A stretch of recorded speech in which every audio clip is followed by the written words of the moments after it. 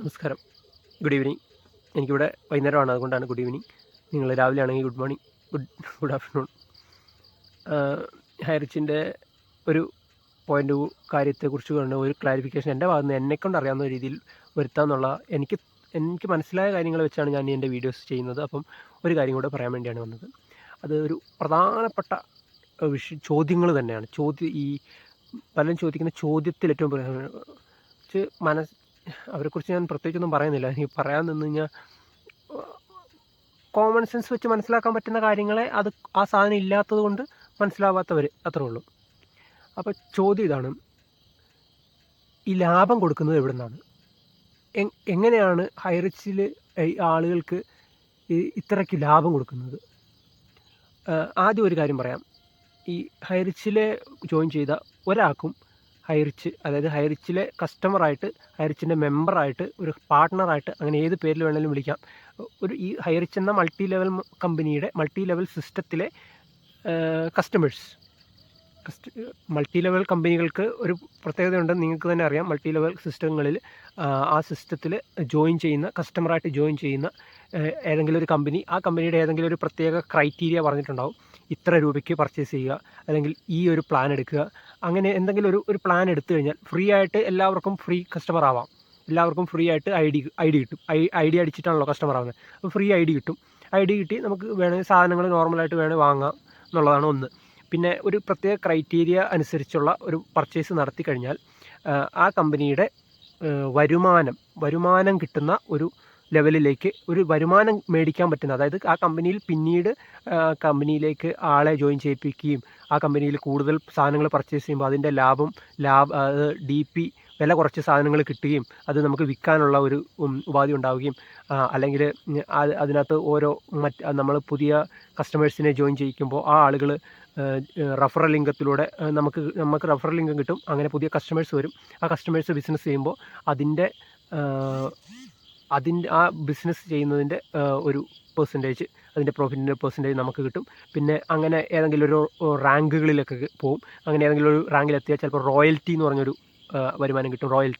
Royalty എന്ന് പറഞ്ഞാൽ അവർക്ക് കിട്ടുന്നത് ആ കമ്പനിയുടെ ടോട്ടലി നടക്കുന്ന സെയിലിൻ്റെ എന്തെങ്കിലും ഒരു തരത്തിലുള്ള ഒരു വരുമാനം ആ കമ്പനി നിശ്ചയിച്ചിട്ടുണ്ടാവും. ഇത്ര രൂപ റോയൽറ്റി കിട്ടും, അല്ലെ ഈ ഒരു രീതിയിൽ റോയൽറ്റി കിട്ടുമെന്ന് കമ്പനി നിശ്ചയിച്ചിട്ടുണ്ടാവും. ആ വരുമാനം കിട്ടും. അപ്പോൾ അങ്ങനെയുള്ള പല കാര്യങ്ങൾ. അപ്പോൾ ഇവിടെയും ഹൈറിച്ച് എന്ന് പറയുന്നതും ഒരു മൾട്ടി ലെവൽ സിസ്റ്റമാണ്. അതുപോലെ തന്നെയാണ് ഹൈറിച്ചിനും പ്രവർത്തിക്കുന്നത്.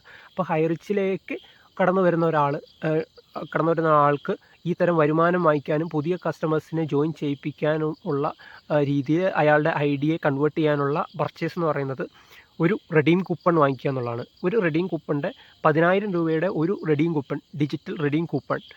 ആ കൂപ്പൺ വാങ്ങിക്കുമ്പോൾ ആ കൂപ്പണിൻ്റെ പ്രത്യേകത, കൂപ്പണിൽ സാധനത്തിൻ്റെ വില തന്നെയാണ് ആ കൂപ്പൺ. അതായത് നമ്മൾ സാധനത്തിൻ്റെ വില തന്നെയാണ് കൊടുക്കുന്നത്.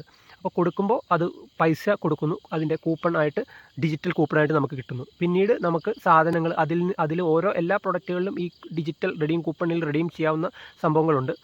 അത് ഇപ്പോഴത്തെ ഇതായിരിക്കില്ല ചിലപ്പം ഭാവിയിൽ മുമ്പോട്ട് വരുമ്പോൾ.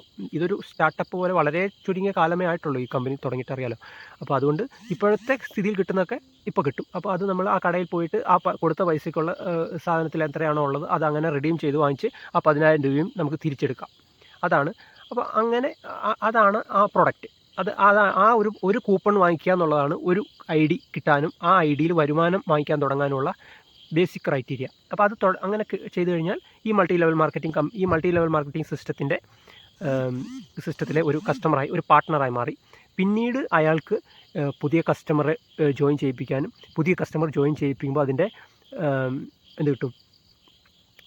റെഫറൽ ഇൻകം, മറ്റ് റോയൽറ്റി, ഇൻസെൻറ്റീവ് എന്നിവ കാര്യങ്ങളൊക്കെ കിട്ടും. അപ്പോൾ അതിനുള്ള ഒരു ക്രൈറ്റീരിയയാണ് അവിടെ കഴിഞ്ഞത്. പിന്നെ ആ പൈസ എവിടെ നിന്ന് കിട്ടുന്നു? അപ്പോൾ നമ്മൾ 10,000 രൂപയ്ക്ക് അഡ്വാൻസ് പേയ്മെൻറ്റ് ചെയ്ത പൈസ എന്ന് പറയുന്നത് എന്താണ്? അഡ്വാൻസ് പേയ്മെൻറ്റ് എന്ന് പറയാം. നമ്മളൊരു സാധനം വാങ്ങിക്കാൻ വേണ്ടി കൊടുത്ത പൈസയാണത്. അല്ലാതെ അവിടെ സൂക്ഷിച്ച് വെക്കാൻ വേണ്ടി നമ്മൾ ബാങ്കിലോ ചിട്ടിയിലോ അങ്ങനെയുള്ള ഏതെങ്കിലും ഒരു കുറിയിലൊക്കെ ഇടുന്ന പോലെ ഇട്ട പൈസയല്ലത്. നമ്മൾ സാധനം വാങ്ങിക്കാൻ വേണ്ടിയാണ് പൈസ കൊടുത്തേക്കുന്നത്. അപ്പോൾ സാധനം വാങ്ങിക്കാൻ കൊടുത്തു എന്ന് പറഞ്ഞാൽ സാധനം വാങ്ങിച്ചു എന്ന് തന്നെയാണ് അർത്ഥം. അവിടെ നമ്മളതിൻ്റെ പേയ്മെൻറ്റ് നടത്തി കഴിഞ്ഞു. അപ്പോൾ അതായത് ആ പൈസ ആ കമ്പനിയുടെ പൈസയാണ്. പിന്നെ നമ്മൾ അഡ്വാൻസായി ആ ആ കമ്പനിയുടെ പൈസയാണ് പിന്നീട് ആ പൈസ.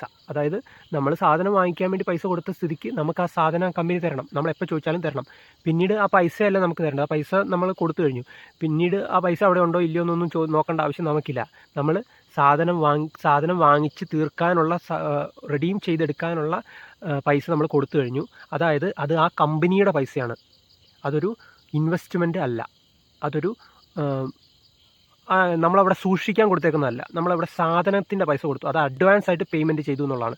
നിങ്ങൾക്ക് ഗൂഗിളിലൊക്കെ സെർച്ച് ചെയ്ത് നോക്കിയാൽ മതി എന്താണ് അഡ്വാൻസ് പേയ്മെൻറ്റ് എന്ന്. വെറുതെ ചുമ്മാ വാട്ട് ഈസ് കൺസ്യൂമൻറ്റ് advance, what it is use for, അങ്ങനെ എന്തെങ്കിലുമൊക്കെ സെർച്ച് ചെയ്ത് നോക്കിയാൽ അത് എന്തിനു വേണ്ടിയാണ് എന്ന് പറയും. അപ്പോൾ ഈ അഡ്വാൻസ് പേയ്മെൻറ്റ് എന്തിനാണ് ഉപയോഗിക്കുന്നതെന്ന് വെച്ചാൽ, പൊതുവേ ഒരു ഗൂഗിളിൽ സെർച്ച് ചെയ്യുമ്പോൾ മനസ്സിലായെന്ന് വെച്ചാൽ, ഒരു സ്ഥാപനത്തിന്, ഒരു ബിസിനസ്സിന് ആ ബിസിനസ്സിൻ്റെ ആവശ്യങ്ങൾക്ക് ഉപയോഗിക്കാൻ മുൻകൂട്ടി പൈസ കിട്ടുവാണെങ്കിൽ അത് ആ ബിസിനസ് സ്ഥാപനത്തിൻ്റെ ആവശ്യങ്ങൾക്ക് ഉപയോഗിക്കാൻ പറ്റും. അങ്ങനെ ഉപയോഗിക്കുന്നത് അതിന് പ്ലസ് പോയിൻ്റ് ആവുകയാണെങ്കിൽ അങ്ങനെ. അപ്പോൾ അതിനു വേണ്ടിയാണ് അത്. ഉദാഹരണം പറയുകയാണെങ്കിൽ, നിങ്ങളൊരാൾ ഒരു സ്ഥാപനം തുടങ്ങുകയാണെങ്കിൽ, എന്തെങ്കിലും ഒരു സ്ഥാപനം, ഒരു ഫുഡ്വെയർ ഷോപ്പ് അല്ലെങ്കിൽ എന്തെങ്കിലും ഒരു സ്ഥാപനം, ആ സ്ഥാപനം തുടങ്ങുമ്പോൾ നിങ്ങളുടെ കയ്യിൽ ആ സ്ഥാപനം ജസ്റ്റ് ബിൽഡിങ്ങും കാര്യങ്ങളൊക്കെ നിങ്ങൾ ചെയ്തു, ബാക്കി സാധനങ്ങളൊക്കെ പർച്ചേസ് ചെയ്യണം, പിന്നെ അതിൻ്റെ പ്രൊമോഷൻ നടത്തണം, അതിൻ്റെ പരസ്യം കൊടുക്കണം, അങ്ങനെ കുറേ കാര്യങ്ങൾ ചെയ്താലല്ലേ ആ ഒരു ബിസിനസ് എന്ത് ചെയ്യാവുള്ളൂ, സക്സസ്ഫുള്ളായിട്ട് റൺ ആവത്തുള്ളൂ. അപ്പോൾ ആ ഒരു കാര്യങ്ങൾക്ക് നിങ്ങൾ എന്ത് ചെയ്യണം, വീണ്ടും പൈസ വേണം. നിങ്ങളുടെ കയ്യിൽ ചിലപ്പോൾ നിങ്ങൾ ലോൺ എടുത്ത ഒരു 10 ലക്ഷം രൂപയായിരിക്കും നിങ്ങളുടെ കയ്യിലുള്ളത്. അപ്പോൾ നിങ്ങൾ ഒരു കാര്യം ചെയ്യാണ്, നിങ്ങൾക്ക് ഏതെങ്കിലും ഒരു സുഹൃത്ത് ഒരു 5 ലക്ഷം രൂപ നിങ്ങൾക്ക് തരികയാണ്. എന്നിട്ട് നിങ്ങളോട് പറയാണ്, നീ 5 ലക്ഷം രൂപയ്ക്ക് ഇതിൻ്റെ ബാക്കി കാര്യങ്ങൾ ചെയ്യാൻ കൂടിക്കോ, ഈ 5 ലക്ഷം രൂപയ്ക്കുള്ള സാധനം ഞാൻ പിന്നീട് വാങ്ങിച്ചോളാമെന്ന്. അതായത് ഈ 5 ലക്ഷം രൂപയ്ക്കുള്ള സാധനം ഈ കടയിൽ നിന്ന് എടുത്തേക്കാം. ഈ 5 ലക്ഷം രൂപ നിങ്ങൾക്ക് നിൻ്റെ ബിസിനസ് ആവശ്യങ്ങൾ, നിൻ്റെ ബിസിനസ്സിൻ്റെ ഡെവലപ്മെൻറ്റിന്, നിൻ്റെ ബിസിനസ്സിലെ, അപ്പോൾ അവിടെ ജോലിക്കാരുണ്ടാവും, അവിടെ ജോലിക്കാർക്ക് ശമ്പളം കൊടുക്കാനും അയാൾക്ക് ആ പൈസ ഉപയോഗിക്കാം. കാരണം മറ്റേയാൾ കൊടുത്തിരിക്കുന്ന 10 ലക്ഷം രൂപയ്ക്കുള്ള സാധനം അയാൾ വരുമ്പോൾ കൊടുക്കണം. അപ്പോൾ അവിടെ ജോലിക്കാരൻ ഉണ്ടെങ്കിൽ ജോലിക്കാരന് കാശ് കൊടുക്കുന്നത് എന്തായിരിക്കും, ആ പൈസ നിന്നായിരിക്കും ചിലപ്പം. അതിനെന്താ കുഴപ്പം? കാരണം അയാൾക്ക് അവിടെ സാധനം വാങ്ങിക്കാനുള്ള പൈസയാണ് അയാൾ അവിടെ തന്നേക്കുന്നത്. അപ്പം ഇങ്ങനെയാണ് ഈ ഹൈറിച്ചിലെ ഈ ബിസിനസ്സിലെ ഈ അഡ്വാൻസ് പേയ്മെൻറ്റ് എന്ന് പറഞ്ഞ സാധനം വർക്ക് ചെയ്യുന്നത്. അതായത് ഇതിലെ പ്രൊമോട്ടർമാരാണ് ഓരോ അഡ്വാൻസ് പേയ്മെൻറ്റ് തന്ന ആൾ എന്ന് പറയുന്നത് ഈ ഹൈറിച്ച് കമ്പനി എന്ന മൾട്ടി ലെവൽ സിസ്റ്റത്തിലെ പ്രൊമോട്ടറായിട്ട് മാറുന്നുണ്ട്. ആ പ്രൊമോട്ടർക്ക് പലതരത്തിലുള്ള ഇൻകം കിട്ടുന്നുണ്ട്. ആ ഇൻകത്തിൽ ഒന്നാണ് ഇൻസെൻറ്റീവ്. അത് ഒരു കൂപ്പൺ വാങ്ങിച്ചാൽ മതി ഇൻസെൻറ്റീവ് കിട്ടാൻ, അല്ലാണ്ട് 10,000 20,000 കൂപ്പണൊന്നും വാങ്ങിക്കണ്ട. ഒരു കൂപ്പൺ വാങ്ങിച്ചാൽ മതി. ഒരു ഐ ഡിയിൽ ഒരു കൂപ്പണേ വാങ്ങിക്കാൻ പറ്റത്തുള്ളൂ.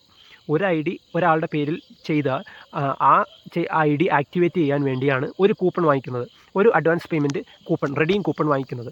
അപ്പോൾ അതിന് 10,000 രൂപ നമ്മൾ കൊടുത്താൽ അതിന് റെഡീം കൂപ്പൺ നമുക്ക് കമ്പനി തരണം. അങ്ങനെ തന്നാൽ പിന്നീട് ആ കൂപ്പണിൽ എന്തൊക്കെ സാധനങ്ങൾ വാങ്ങിക്കാൻ പറ്റുമോ, എന്തൊക്കെ രീതിയിൽ അത് റെഡീം ചെയ്തെടുക്കാൻ പറ്റുമോ എന്നൊക്കെ കമ്പനിയുടെ സൈറ്റിലുണ്ട്.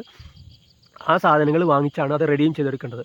അപ്പോൾ അത് നിയമപരമായിട്ട് അത് ഒരു കച്ചവടമാണ്, ഒരു സെയിലിനുള്ള അഡ്വാൻസാണ്. അപ്പോൾ അതിനകത്തൊന്നും ഒരു ഇല്ലീഗാലിറ്റിയും കണ്ടുപിടിക്കാൻ പറ്റില്ല.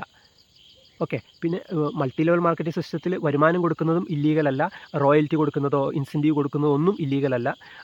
അഡ്വാൻസ് പേയ്മെൻറ്റ് കൊടുത്ത ഒരു വ്യക്തിക്ക് സാധനങ്ങൾ കൊടുക്കുക എന്നുള്ളതാണ് അയാൾക്ക് ആ പൈസന്മേലുള്ള അവകാശം. അത് വാങ്ങിച്ചെടുക്കാനുള്ള അവകാശം അയാൾക്കുണ്ട്. അതുകൊണ്ട് തന്നെ അത് പൈസ മാത്രം ഉൾപ്പെടുന്ന പരിപാടിയല്ല. കാരണം അവിടെ പ്രൊഡക്റ്റുകളുണ്ട്, അത് റെഡീം ചെയ്തെടുക്കണം. മാത്രമല്ല ഈ പൈസ കൊണ്ട് ഇവർ ചെയ്യുന്നത്, ഈ പൈസ കൊണ്ട് വരുമാനം വാങ്ങിക്കൊടുക്കാനും, ഈ പൈസ കൊണ്ട് ഈ ഇൻസെൻറ്റീവ് കൊടുക്കാനും, പ്രൊമോഷൻ നടത്താനും, മറ്റേത് ആവശ്യത്തിനും ആ കമ്പനിക്ക് അത് ഉപയോഗിക്കാം. ഓക്കെ. അതിന് ആ പൈസ അപ്പം നിങ്ങൾ വരുമാനം കൊടുക്കുന്നു എന്നുള്ളതാണ്. അത് എവിടെ നിന്ന് കൊടുക്കുന്നു എന്ന് മനസ്സിലായല്ലോ. അത് പിന്നെ അതിൻ്റെ കൂടെ തന്നെ ഈ കമ്പനിയുടെ ഷോപ്പുകളിൽ കച്ചവടം നടക്കുമ്പോൾ ആ കച്ചവടത്തിൽ നിന്നുള്ള ലാഭം എടുത്ത് കൊടുക്കും. അപ്പോൾ അങ്ങനെ എല്ലാം കൂടെ മിക്സഡ് ആയിട്ട് ഒരു കമ്പനിയിലേക്ക് വരുന്ന പൈസയായിട്ടാണ് അതിനെ ലാഭമെന്നോ അതിനെ ക്യാപിറ്റലെന്നോ എന്ത് വേണമെങ്കിലും വിളിക്കാം. പക്ഷേ അതിനെ നിക്ഷേപം എന്ന് വിളിക്കാൻ പറ്റില്ല. കാരണം അത് ആ കമ്പനിയുടെ പൈസയാണ്. കാരണം ആ കമ്പനി റിട്ടേൺ കൊടുക്കേണ്ടത് അതിന് പ്രൊഡക്റ്റാണ്. ആ പ്രൊഡക്റ്റ് അയാളുടേതാണ്, ഈ പൈസ ഈ കമ്പനിയുടേതാണ്. ഓക്കെ. ആ പ്രൊഡക്റ്റിന് അല്ലെങ്കിൽ ആ അഡ്വാൻസ് പേയ്മെൻറ്റ് ചെയ്ത ആൾക്ക് കൊടുക്കുന്ന വരുമാനമാണ് അയാൾക്ക് കിട്ടുന്നത്. അല്ലാതെ ആ കമ്പനി നടത്തുന്ന ടോട്ടൽ ബിസിനസ്സിൻ്റെ ടേൺ ഓവറിൽ നിന്ന് പ്രോഫിറ്റ് എടുത്തിട്ടൊന്നുമല്ല കൊടുക്കുന്നത്. അത് അയാൾക്ക് കൊടുക്കുന്ന ഈ വരുമാനമാണ്. അത് ആ കമ്പനിയുടെ കയ്യിലുള്ള പൈസയിൽ നിന്ന് എടുത്ത് കൊടുക്കും. ഇപ്പം നമ്മളൊരു സ്ഥാപനം തുടങ്ങുമ്പോൾ ആ സ്ഥാപനം ഇനീഷ്യൽ സ്റ്റേജിലാണെങ്കിൽ നമ്മൾ സാധനങ്ങളൊക്കെ വിൽക്കുന്ന ആളാണെങ്കിലും ചിലപ്പോൾ നമുക്ക് ചിലവിനെ വരവിനേക്കാളും കൂടുതൽ ചിലവുണ്ടാവും എന്ന് വെച്ച് നമ്മൾക്ക് ആ സ്ഥാപനത്തിൽ വർക്ക് ചെയ്യുന്ന ആൾക്ക് ശമ്പളം കൊടുക്കാൻ പാടില്ല.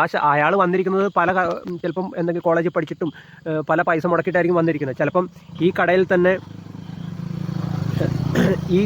ആ സ്ഥാപനത്തിൽ ജോയിൻ ചെയ്യാൻ തന്നെ ചിലപ്പോൾ എന്തെങ്കിലും ഒരു അഡ്മിഷൻ ഫീസല്ല എന്തെങ്കിലും ഒരു ഇപ്പോൾ ഈ സ്കൂളിലൊക്കെ ഈ മാഷുമാരായിട്ടൊക്കെ ജോയിൻ ചെയ്യുന്നതിന് അങ്ങോട്ട് പൈസ കൊടുത്ത് ജോയിൻ ചെയ്യുന്ന പരിപാടി ഉണ്ടല്ലോ.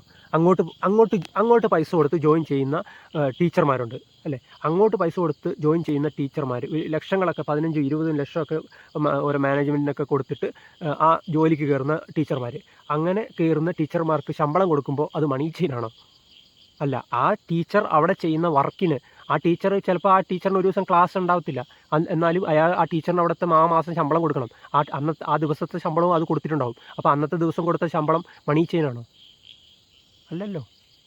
ഇത് ലീഗലി ഒരിക്കലും നിയമപരമായിട്ട് ഒരു ഇല്ലീഗാലിറ്റിയും ഇവിടെ ഇല്ല. മാത്രമല്ല ഇവിടെ ഒന്നും കബളിപ്പുകൾ ഉണ്ടാവരുത് എന്നുള്ളതാണ് മറ്റൊരു കാര്യം. ഹൈറിച്ച് ഒരു മനുഷ്യനെയും പറ്റിച്ചിട്ടില്ല. ഒരു മനുഷ്യനും ഒരു ഹൈറിച്ച് കൊടുത്തുകൊണ്ടിരിക്കുന്ന വരുമാനങ്ങളൊന്നും ഒരാൾക്കും കൊടുക്കാതിരിക്കുന്നില്ല. ഹൈറിച്ചിൻ്റെ ബിസിനസ് എല്ലാം നടക്കുന്നുണ്ട്. ബിസിനസ് ഡെവലപ്മെൻറ്റുകളെല്ലാം നടക്കുന്നുണ്ട്. ഒരുപാട് അത് ഈ ചില മണ്ടന്മാർക്ക് ഇതൊന്നും മനസ്സിലാവത്തില്ല. കാരണം എന്താ നടക്കുന്നത് ഈ ഒരു പൊട്ടൻ്റെ കണ്ണുകൊണ്ട് കാണുന്ന ആളുകളോട് നമ്മൾ പറഞ്ഞിട്ട് കാര്യമില്ല. കുറേ പൊട്ടന്മാരുണ്ട്. അവർക്ക് ഏതെങ്കിലും ആളുകൾ കഷ്ടപ്പെട്ടിട്ട് എന്തെങ്കിലും ഒരു വലിയ ബിസിനസ് സ്ഥാപനം ഉണ്ടാക്കി അതിനകത്ത് എവിടെയെങ്കിലും കുത്തിയിരുന്ന് എന്തെങ്കിലും ഒരു ചെറിയ പണിയെടുത്ത് അതിന് ശമ്പളം വാങ്ങാൻ മാത്രമുള്ള ബുദ്ധിയുള്ളവരുണ്ട്. അങ്ങനെയുള്ളവർക്ക് നമ്മൾ ഈ ഒരു ബിസിനസ് എങ്ങനെ വളർത്തിയെടുക്കണം എന്നുള്ളതിനെക്കുറിച്ചൊന്നും പറഞ്ഞാൽ മനസ്സിലാവത്തില്ല. അവരോടൊന്നും വിശദീകരിച്ചു കൊടുക്കുന്നതിൽ കാര്യമില്ല. ഇത്രേ പറയാനുള്ളൂ കേട്ടോ. നിങ്ങൾ ഇനി അതിനെ ലാഭമെന്നോ ലോഭമെന്നോ ലീപമെന്നോ എന്ത് പേരിട്ട് വേണമെങ്കിൽ നിങ്ങൾ വിളിച്ചോ. ഞാൻ പറഞ്ഞു ഇതൊരു വരുമാനമാണ്. ഓക്കെ.